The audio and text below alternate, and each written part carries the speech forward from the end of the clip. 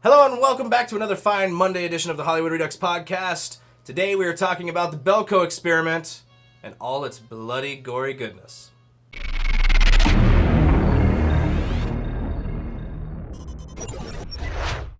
Welcome back to the Hollywood Redux podcast. I'm Katie. I'm Michael. And I'm Matt, and we're coming to you from HollywoodRedux.com.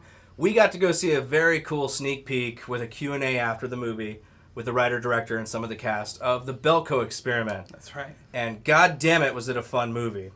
If you don't know what the Belko Experiment is about, it's really about an American company that's kind of a bullshit setup company down in Colombia. And there's 80 American employees that work there, and basically they're locked in, there's no way out, and it's kill or be killed pretty much for the rest of the movie for 90 minutes, and, you know, it's crazy. Kind of turns into like a Hunger Games meets like Battle Royale, meets Office Space, meets whatever. It's fun, it's gory, and it's crazy. But what'd you guys think of the movie? I, growing up loving, violent things like Mortal Kombat, I loved the amount of violence that we had. Seeing these people pit against each other was pretty fun because you get to see them getting along beforehand, and they're all, they have their own office quirks like everyone does. There's the dude with ants and whatnot, and Yeah. and everyone gets along. And then when the intercom comes on and they're told murder some people, Kind of jumped right on that. jumped right to it once the day started. Yeah, I really like the aspect of everyone just like turning on each other. And then, we had Mike. He was, like, the only one who wanted there to be peace. Yeah, the nice guy. And he's kind of the main character. I mean, we start with him. He's played by John Gallagher Jr. Mm-hmm. And he's great. He's kind of the same character as he is on Newsroom. Just kind of the nice guy who wants to do the right thing. Mm-hmm. And, yeah, he doesn't really want to... he's kind of almost the guy who... He's the audience member almost, where it's just like, we shouldn't be doing this. What are we doing? What are we doing? The whole time. Whereas everybody else, like you said, instantly jump into, let's fucking kill people because, it's for the greater good. What's 30 lives versus 60? Yeah. Jeez. It's crazy. Yeah. That was not cool. No, it's really cool. It's a really gory movie, and they do just throw you right into it. Yeah. Like, there is enough time to where you can kind of get to see everybody in their normal day-to-day operations. But once the shit hits the fan and stuff starts going off, it's like crazy. Yeah. And you don't, and they packed a lot of characters into 5-10 minutes of the opening of the movie. Mm-hmm. And it was just like nonstop from that point on. And, it was really gory. It wasn't as gory as I thought it was going to be. There was some great practical makeup effects, like the back of the heads that are blown out. Oh, that was so cool. And the things flaps like that. of skin, just they peeled over. Yeah, very gross. Everybody twinged, which was great. So it means they did, something right there. Yeah. It looked real enough. It was pretty gross. Especially when, Sean Gunn starts. Sean Gunn plays Marty, and he's the stoner, and he's the first person to get kind of blood on him from, one of these heads blowing up. And he was really high at the time, and so he lost his mind a little bit. And he started getting, all the conspiracy theories, and it was a great pressure release valve throughout the entire movie. Sean Gunn was so funny in this. And, just, going around the office and, grabbing all the water coolers, and, everybody's like, what are you doing, Marty? He's like, saving your fucking life, dude. You don't even know what's in this water. It's like, you'll thank me later, and he walks away. He even goes from somebody in the beginning of the movie who is, scared of this, and he's, freaking out, get all this blood out of my hair, to somebody who's, going around and taking objects off of dead bodies at the end, he's no getting problem real close with it. Yeah, to the bodies. He's overcome something. And it's that's just one small bit part character in the movie, but has a overall arc, and a lot of the characters do. Whether it's being the nervous person on your first day who survives and it becomes kind of a badass, or Danny, somebody who's just so scared that in self-defense they kill their friend. Things like that. It just kind of pits people against each other, and they're just kind of like a bunch of rats stuck in a box, and they're just trying to claw their way out. With no sunlight, by the way. They just totally locked that up, unless they went to the roof, but then they got, shot at like you see in the commercials. Yeah. Katie, what'd you think of the movie? Wow. Well, I think if you're looking for Battle Royale, updated with a fresh face cast, I think you found your movie. Yeah. Definitely. But it's a huge cast too. It's a ginormous cast. It's a great cast. Yeah, it's like the highlights of 2015 TV between John Gallagher Jr., Tony Goldwyn, John C. McGinley. Although I guess we have to go back to like 2002 for John C. McGinley. Yeah. But, it's definitely a lot of like TV players, like very utilitarian like actors.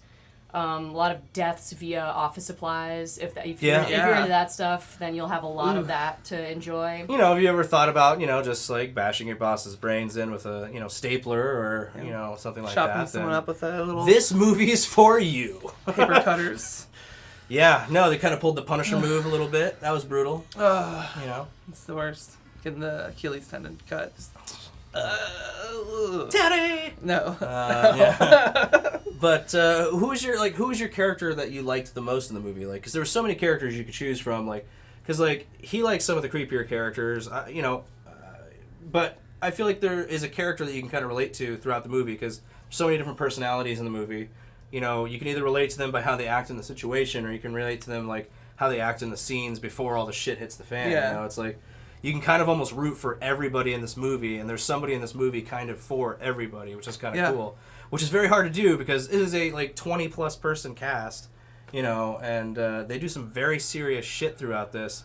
Some stuff that we won't talk about. Usually we spoil the hell out of this, but we're trying to avoid spoilers just because we were given the chance to see the movie really early, and we want people to be able to experience the movie, the way we did, like fresh and fun. Because it's a really fun movie, and I feel like if we did spoil this too much, that, it would take away some of the flair. Yeah. And there's a lot of flair, and there's a lot of exciting moments in this movie, Especially if you got a sick and twisted mind, Yeah, you'd enjoy it. You'll love it. It's fun, yeah. At some points I did feel the violence got a little too much, but, we'll get to that on. But who's your favorite character? Did you have a favorite character in the movie? I mean, no. Like, the problem with movies like these is that, ultimately, like, no matter what you're taught to care about, like, it's just all gonna be destroyed in a fit of, office supply rage. Yeah. So I just think. I mean, I think. Or the creepy person. Is there somebody you were glad got it? Oh. Instead? Yeah. Well, I mean, obviously, like John C. McGinley's character is pretty despicable. Yeah. You just that have is like the brutal. Creep. Honestly, like I like to think that is the natural progression for that character from Office Space that he played. Yeah. Like Yeah. right. And because then he even wears like a ultimately very led to this similar moment. outfit. Yeah, no, I don't think that was. I don't think that there's any coincidence. Yeah, the casting of John C. McGinley, period, was not a coincidence in this movie. This is like when Office Space turns really dark and not as comedic. Like very scary dark. Yeah. And that's the thing is like I feel like there was a lot of great pressure releases. There were some scary moments and some very violent moments, especially with John C. McGinley's character, which he seemed to just have a blast doing it, which is great because he doesn't really. He gets to play, like, kind of jerk characters and things like that a lot, or very straightforward or militant characters. Loved you in The Rock, bro. And that's the whole time we were sitting there after the Q&A. He was at the Q&A, and the whole time I was like, oh, my God, The Rock. He's so cool.